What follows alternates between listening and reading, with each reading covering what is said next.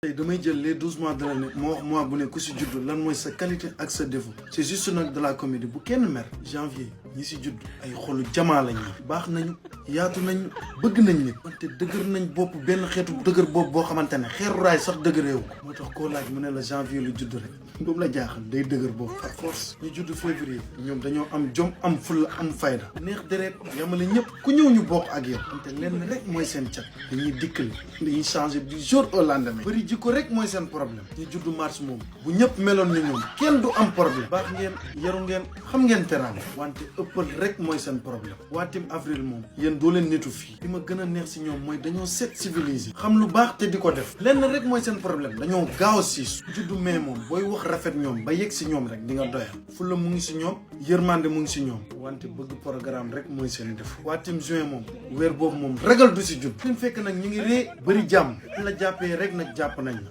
waaye buñ la bàyyee tamit bàyyi nañ la wante lenn rek mooy seen problème duñu wax kenn bàyyi naa ak yàlla waatim juillet ñoom dañoo baax oyof mën sañce ba pare bëgg seen bopp waaye lenn rek mooy seen cat dañoo bëgg bii amuñ ci sago waatim ut moom dañoo baax yaatu intelligent ñu partagé lu ñu am bokk ak nit lenn rek mooy seen problème seen gémmin amul couvert lu ñu yëg ma siiw